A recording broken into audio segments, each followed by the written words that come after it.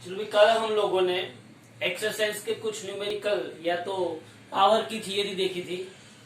उसके बाद आज एक्सरसाइज के दो न्यूमेरिकल करने हैं। ध्यान से समझना। एक्सरसाइज का सेकंड नंबर का न्यूमेरिकल जो है, ध्यान से, एक्सरसाइज का सेकंड नंबर का न्यूमेरिकल क्या कहना चाहता है।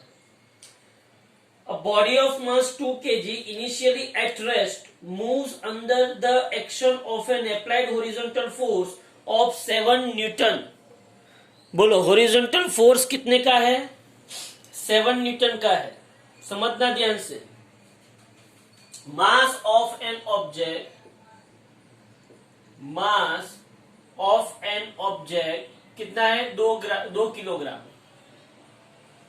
बराबर। एक ऑब्जेक्ट है, उसका मास 2 किलोग्राम है और उसको अप्लाइड फोर्स, एक्सटर्नल फोर्स उसको कितना लग रहा है? एक्सटर्नल फोर्स उसको लग रहा है 7 न्यूटन। कितना न्यूटन लग रहा है? 7 न्यूटन। अब उसने क्या बोला कि एक टेबल के ऊपर वो रखा हुआ है और उसको कोएफिशिएंट ऑफ स्टैटिक फ्रिक्शन 0.1 है। मतलब कि ये एक सरफेस है, सरफेस के ऊपर एक मास m ब्लॉक वाला, मतलब m मास वाला एक ब्लॉक रखा हुआ है। इस ब्लॉक पे मैं F is equal to 7 newton apply कर रहा हूं फोर्स। कितना फोर्स अप्लाई कर रहा हूं? F is equal to 7 newton force apply कर रहा हूं। अब ये जो ब्लॉक है, ब्लॉक की जो सरफेस इस सरफेस के साथ कांटेक्ट में है, उसका कोएफिशिएंट ऑफ स्टैटिक फ्रिक्शन कितना दिया गया है आपको? 0.1 आपको कोएफिशिएंट ऑफ फ्रिक्शन दिया गया है। तो सीधी सी बात है, जब मैं उसको ऐसे 7 न्यूटन का एक्सटर्नल फोर्स अप्लाइड करूंगा तब उसकी ऑपोजिट डायरेक्शन में है, यहां पे कौन सा फोर्स जनरेट होगा? फ्रिक्शन फोर्स जनरेट होगा। सीधी सी बात है, होगा ही। ओके, तो यहां पे उसने क्या पूछा है? Compute work done by the applied force in 10 second.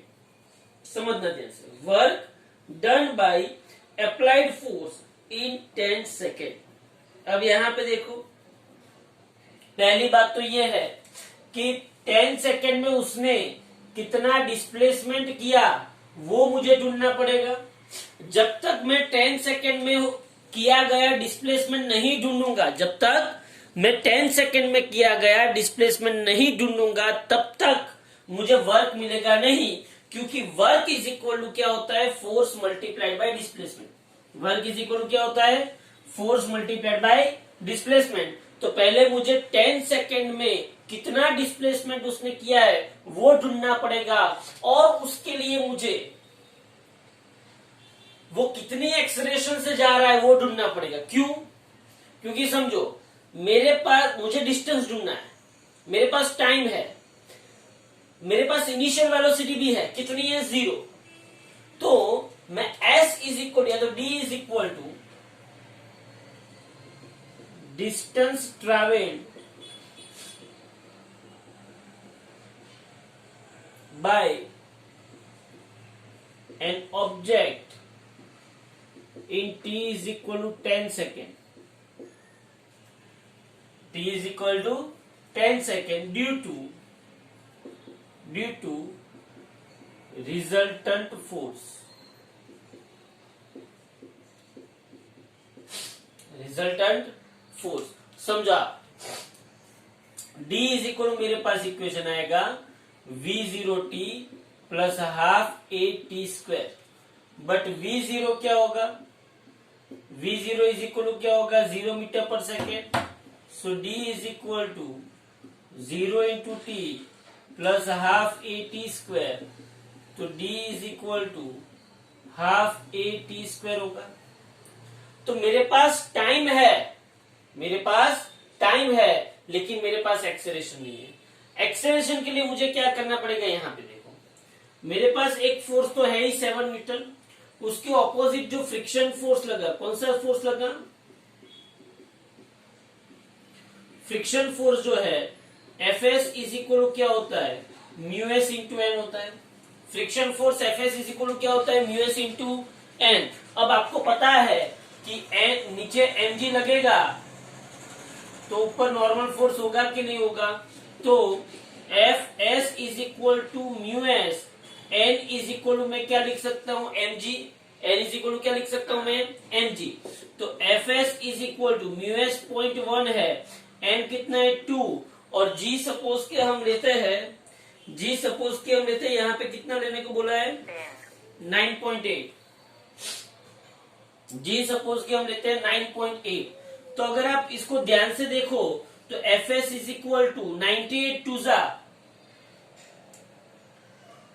M I right, 98 टू जा ही आएगा ना, 98/10 और ये 1/10, तो 98/10 और ये 1/10, तो 10 10 100, 98 टू जा 196, तो 196 डिवाइडेड बाय 100, तो 1.96 न्यूटन कौन सा फोर्स आया, फ्रिक्शन फोर्स आया। सुनो यहाँ पे 1.96 न्यूटन यहाँ पे फ्रिक्शन फोर्स आया। अब रियलिटी में मैंने लगाया कितना था, 7 न्यूटन। उसको यहाँ पे कितना फोर्स लगा, फ्रिक्शन फोर्स कितना लगा, 1.96 न्यूटन। मतलब कि रिजल्टेंट फोर्स जो है, सी यहाँ पे मैं अलग से रिजल्टेंट फोर्स लिख रहा हूं, resultant force F dash is equal to, F dash is equal to F minus F S. तो F dash is equal, F कितना है 7 और ये 1.96, but F dash is equal क्या होगा, M A. Due to this resultant force इसके अंदर acceleration जो जनरेट हुआ, तो M A is equal to what is 7 minus 1.96, 5.04। 7 minus 1.96 कितना आता है, 5.04। चलो m कितना है 2 इंटू ए, यहाँ पे 5.04, तो acceleration a is equal to 5.04/2। कितना आता है एक्सेलरेशन बोलो, 2 2 जा 4, 2 5 जा 10, 2.52 मीटर पर सेकेंड स्क्वायर। तो ये क्या मिला, ये मुझे नेट फोर्स मिला। अरे नेट फोर्स की वजह से रिजल्टेंट फोर्स भी बोल सकते हो उसको, या तो इसको नेट फोर्स भी बोल सकते हो। तो ये मुझे नेट फोर्स की वजह से मुझे एक्सेलरेशन मिला। मतलब कि ये जो ऑब्जेक्ट है उस पे 7 न्यूटन यहाँ पे लग रहा है, 2 न्यूटन 1.96 न्यूटन यहाँ पे लग रहा है, और ये इन दोनों की ये ऐसे 7 न्यूटन खींच रहा है, ये ऐसे 1.96 न्यूटन खींच रहा है। तो इनका रिजल्टेंट जो फोर्स है उसकी वजह से इसके अंदर कितना एक्सेलरेशन जनरेट हुआ, 2.52 मीटर पर सेकेंड स्क्वायर। अब इस एक्सेलरेशन से ये जब मूव कर रहा है तब उसने 10 सेकेंड में कितना डिस्टेंस कवर किया, वो मुझे कैसे पता चलेगा। तो d is equal to 1/2, a कितना है 2.52 और t कितना है 10 का स्क्वायर। तो d इज इक्वल टू 1/2, 252/100 और 10 का स्क्वायर भी 100 कट हुआ, तो d इज इक्वल 2 1 जा 2, फिर 2 2 जा 4, फिर तो 126 मीटर का डिस्टेंस उसने कवर किया। क्या सबको ये पता चला कितना डिस्टेंस कवर किया उसने, 126 मीटर का डिस्टेंस उसने कवर किया। समझ लो। अब उसने पूछा है पहला, ये तो सी ये जितना किया ना ये तो क्वेश्चन में है ही नहीं, समझना ध्यान से। क्वेश्चन जो पहला क्वेश्चन है कि ये जो एक्सटर्नल फोर्स है उसकी वजह से कितना वर्क हुआ, उसके लिए ये सब किया था। रियलिटी में अब क्वेश्चन स्टार्ट होते हैं। पहला क्वेश्चन क्या है, पहला क्वेश्चन देखो ध्यान से। पहला क्वेश्चन क्या है, work done by applied force in 10 second. Work done by applied force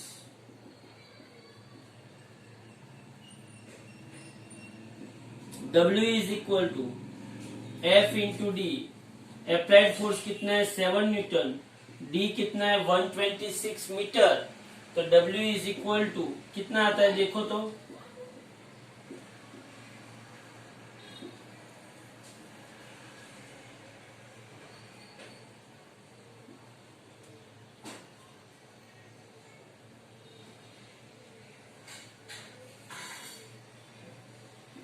eight eight to जितना आता है, कितना आता है 882 joule, 882 joule.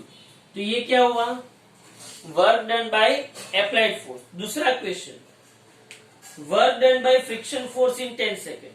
Work done by, अब सीधी सी बात है, फ्रिक्शन फोर्स क्या करेगा, फ्रिक्शन फोर्स क्या करेगा बोलो। तो work done by friction force 10 second के अंदर, तो फ्रिक्शन फोर्स कैसे वर्क डन करेगा। तो W2 is equal to minus F R into D. क्यों माइनस एफ आर, क्योंकि फ्रिक्शन फोर्स जो है वो अपोजिट डायरेक्शन में लग रहा है। तो work done W2 is equal to F R कितना है, फ्रिक्शन सॉरी एफ एस कितना है, फ्रिक्शन फोर्स कितना है 1.96 न्यूटन। तो माइनस 1.96 इंटू 126 जो आता है वो आपका आंसर। ओके, तो ये किसकी वजह से वर्क डन मिला, फ्रिक्शन फोर्स की वजह से। फिर तीसरा उसने पूछा है work done by net force, work done by, तो तीसरा क्वेश्चन का आंसर वर्क डन बाय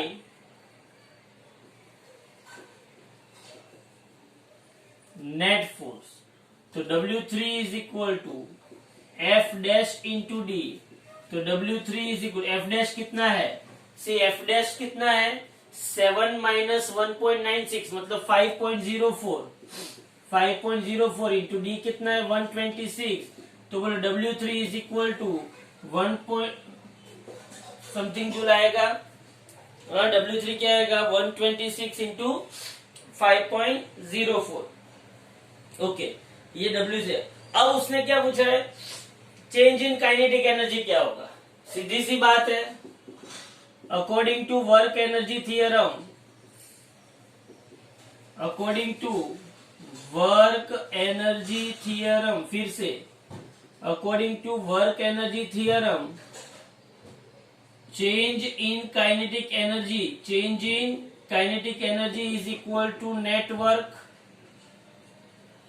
हाँ, चेंज इन काइनेटिक एनर्जी मतलब नेट फाइनल वर्क जो हुआ, नेट फोर्स जो लगा, नेट फोर्स जो लगा उसकी वजह से जो वर्क हुआ वही होगा। तो change in kinetic energy delta K is equal to W3। तो delta K is equal to change in kinetic energy, W3 क्या आएगा, जो मतलब W3 जो आएगा वही क्या आएगा, चेंज इन काइनेटिक एनर्जी।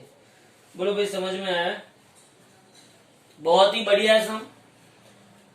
आप सोचो एक बात, सिर्फ ये 1 2 3 4 ये 4 चीजें ढूंढने के लिए आपको पहले तो फ्रिक्शन फोर्स ढूंढना पड़ा, फिर आपको नेट फोर्स ढूंढना पड़ा, फिर नेट फोर्स की वजह से एक्सेलरेशन ढूंढना पड़ा, और बाद में मुझे 10 सेकंड में कितना डिस्टेंस कवर किया वो ढूंढना पड़ा। इतना करने के बाद ये 4 क्वेश्चन के आंसर में दे पाया, उसके पहले मैं दे सकता नहीं हूं। बोलो भाई समझ में आ गया ये क्लियरली। चलो, तो ये है एक्सरसाइज का सेकंड हो जाने के बाद हम एक्सरसाइज का 4th करते हैं।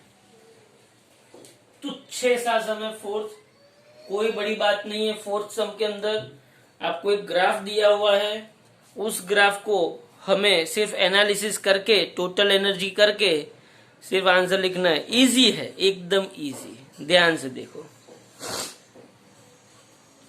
एक्सरसाइज का 4,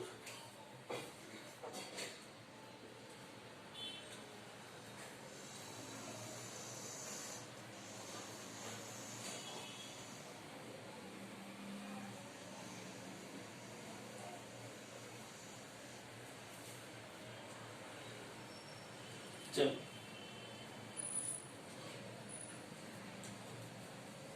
4 के अंदर ऐसा बोला गया है, the potential energy function for a particle executing linear simple harmonic motion. वाह,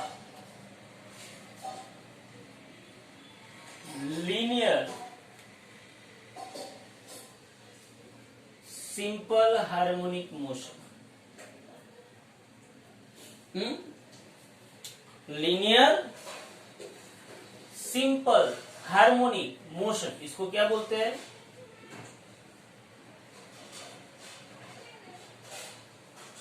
सिंपल हार्मोनिक मोशन। इसके बारे में मैं बहुत कहानी करवाऊंगा, बहुत कहानी। इसके ऊपर 3 से 4 लेक्चर में ले लूंगा, लेकिन अभी नहीं, उसके लिए बहुत देर है।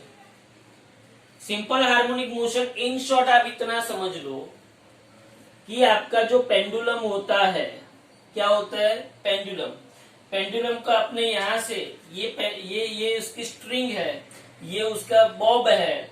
यहां से मैंने उसको एक थप्पड़ मारा तो ये यहां से ऐसे जाके फिर क्या ऐसे चलता ही रहता है ना मुन्ना ना, वो ऐसे चलता नहीं रहता है। वो यहां से जब मैंने थप्पड़ मारा तो ऐसे गया गया गया गया गया गया गया गया यहां तक पहुंचा, फिर वापस यहां से पलटी मार के आया, फिर क्या यहाँ पे रुक जाता है? नहीं, ये वापस यहाँ पे जाता है, यहाँ तक गया, फिर वापस यहाँ पे आया, फिर वापस जाता है, वापस आता है, वापस जाता है, वापस, ऐसा चलता ही रहता है ना। हाँ, लेकिन उसमें कुछ कंडीशंस आ जाती है, फ्रिक्शन आता है, एयर फ्रिक्शन आता है, रेजिस्टेंस आता है, वो अलग की बात। लेकिन इस घटना को SHM सिंपल, मैं अभी डिटेल में नहीं जा रहा हूं, सिंपल इतना समझ लो कि ऐसी घटना की जिसके अंदर एक ही पाथ पे ऑब्जेक्ट सेम टाइम इंटरवल पे मोशन रिपीट करता हो। क्या करता हो? मोशन रिपीट करता हो। एक्चुअली वहां पे अलग अलग 2-3 चीजें आती है, आपको अलग अलग नाम सुनाई देंगे। पीरियोडिक मोशन, कौन सी मोशन? पीरियोडिक मोशन आपको नाम सुनाई देगा। कौन सी मोशन? Periodic motion.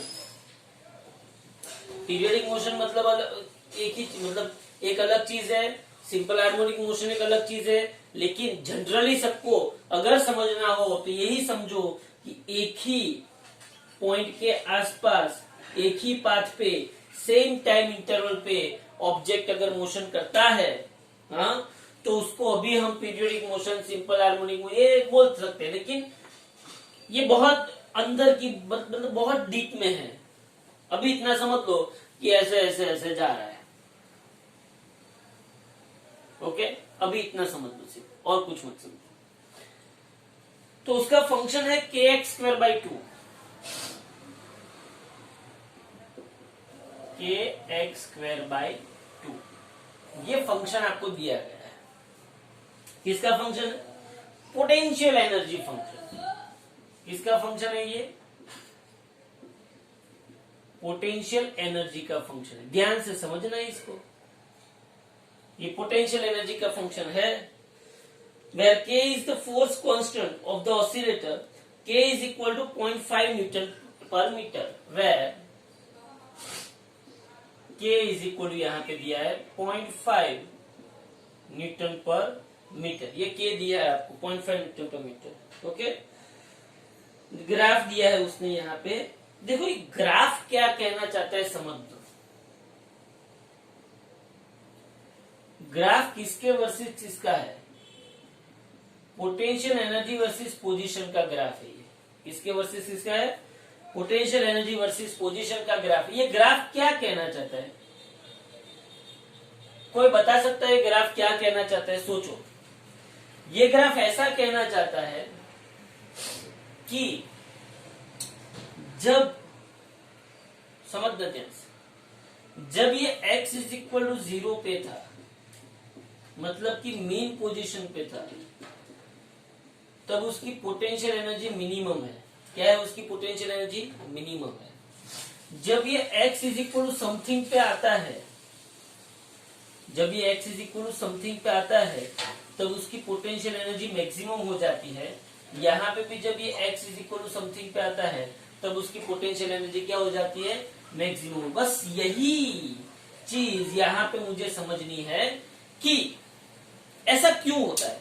मैं आपको बहुत ही डिटेल में ये सब समझाऊंगा, बाकी ये सब करने में तो बहुत इजी है, सिंपल है, लेकिन मैं आपको सिंपल एक बात बताता हूं, आप मुझे अच्छे से समझ के आंसर देना। अगर ये पेंडुलम है, समझना ध्यान से, इसको मैं x is equal to 0 position बोलता हूं। क्या बोलता हूं? इसको मैं x is equal to 0 position. यहां पे पेंडुलम की वेलोसिटी कितनी होगी? इस पॉइंट पे पेंडुलम की वेलोसिटी कितनी होगी? सोच।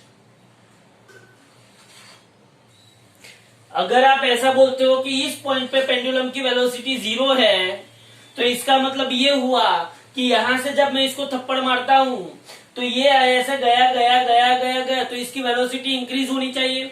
अगर इसकी वेलोसिटी इंक्रीज होती है तो ये तो चलता ही रहेगा। पहली बात तो ये है कि वेलोसिटी अगर यहाँ पे 0 है तो वो जाएगा ही नहीं। समझो मेरी बात। रियलिटी में आपको ऐसा लग रहा है कि सर पहले तो पेंडुलम यहाँ पे स्टेशनरी होगा ना, इसलिए वेलोसिटी 0। हाँ, वो बात सही है, लेकिन ऐसा समझना नहीं है। कैसे समझाता हूं आपको, एक बात समझ। मैं पेंडुलम को क्या यहाँ पे रखूंगा? पेंडुलम को कभी भी ऐसे मारते नहीं है। पहली बात तो ये, पेंडुलम को जब भी ऑसिलेशन में लाना होता है ना, तो उसको यहां से ऐसे थोड़ा सा यहाँ पे लाके फिर छोड़ते हैं। जब उसको यहाँ पे लाया, जब इस पेंडुलम को मैं यहाँ पे लाया, तब मैंने क्या किया? उसके ऊपर फोर्स अप्लाई किया, मतलब कि मैंने वर्क किया, मतलब कि मेरा जो वर्क है वो उसके अंदर पोटेंशियल एनर्जी के फॉर्म में स्टोर हुआ। और वो पोटेंशियल एनर्जी के फॉर्म में जब स्टोर हुआ, जब मैंने उसको यहां से छोड़ा, तो वो एनर्जी किस में कन्वर्ट हो गई? काइनेटिक एनर्जी में कन्वर्ट हो गई। और जब वो काइनेटिक एनर्जी में कन्वर्ट होती है तो यहाँ पे पोटेंशियल एनर्जी में स्टोर हुआ था, मतलब यहाँ पे एनर्जी क्या थी? 0। अरे वेलोसिटी क्या थी? 0। यहां से जब मैंने उसको छोड़ा तो वेलोसिटी बढ़ी बढ़ी बढ़ी बढ़ी, तो इस मिड पॉइंट पे वेलोसिटी मैक्सिमम होती है। क्या होती है मिड पॉइंट पे? Velocity maximum. वेलोसिटी यहां से बढ़ी बढ़ी मिड पॉइंट पे मैक्सिमम हुई, और फिर ऑपोजिट डायरेक्शन में जब जाती है तो वेलोसिटी इंक्रीज होती है कि डिक्रीज? अगर यहां से वेलोसिटी मैक्सिमम होके यहां सी, अगर इसके बाद, इस मीन पॉइंट के बाद वेलोसिटी अगर इंक्रीज होती, क्या होती? इंक्रीज होती, तो ये डिक्रीज होनी चाहिए ना, क्योंकि इंक्रीज होती तो यहाँ पे मैं मैक्सिमम नहीं लिख सकता था। ये डिक्रीज होती होती होती होती यहाँ पे क्या हो जाएगी? वेलोसिटी 0। क्या हो जाएगी वेलोसिटी यहाँ पे? 0।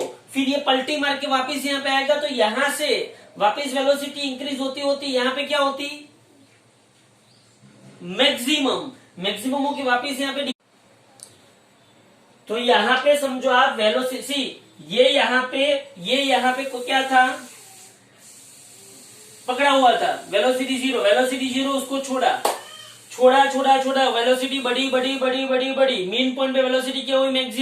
मैक्सिमम वेलोसिटी हुई, फिर घटी घटी घटी घटी घटी, इस पॉइंट पे वेलोसिटी क्या हुई? वापस 0 हुई, पलटी मार के वापस आया, वेलोसिटी बढ़ी बढ़ी बढ़ी बढ़ी बढ़ी, वापस मैक्सिमम, वापस यहाँ पे। तो ऐसा जहां पे वेलोसिटी, तो ये जो एक्सट्रीम पॉइंट्स है, कौन से पॉइंट्स है ये? एक्सट्रीम पॉइंट, वहां पे वेलोसिटी क्या होती है? 0। तो कांटे की एनर्जी क्या होती है? 0। और कांटे की एनर्जी 0, तो पोटेंशियल एनर्जी मैक्सिमम। जहां पे वेलोसिटी मैक्सिमम है वहां पे कांटे की एनर्जी क्या होगी? मैक्सिमम। और कांटे की एनर्जी मैक्सिमम, तो पोटेंशियल एनर्जी क्या हुई? 0। क्या ये ग्राफ ये सिचुएशन रिप्रेजेंट कर रहा है? क्या ये ग्राफ ये सिचुएशन रिप्रेजेंट कर रहा है? देख x इज इक्वल टू 0 पे, x इज इक्वल टू 0, सी वेलोसिटी मैक्सिमम कहां पे है? x इज इक्वल टू 0 पे वेलोसिटी क्या है? मैक्सिमम। तो कांटे की एनर्जी मैक्सिमम, पोटेंशियल एनर्जी 0 है, potential energy 0। x is equal to 0 पे वेलोसिटी मैक्सिमम, कांटे की एनर्जी मैक्सिमम, तो पोटेंशियल एनर्जी 0 है। और ये कोई पॉइंट ऐसे हो गए x1 एंड x2 जहां पे वेलोसिटी जीरो है और कांटे की एनर्जी भी जीरो है, तो पोटेंशियल एनर्जी क्या है? मैक्सिमम है। Potential energy maximum. बोलो यहां तक सबको पता चला? यहां तक सबको पता चला? हाँ।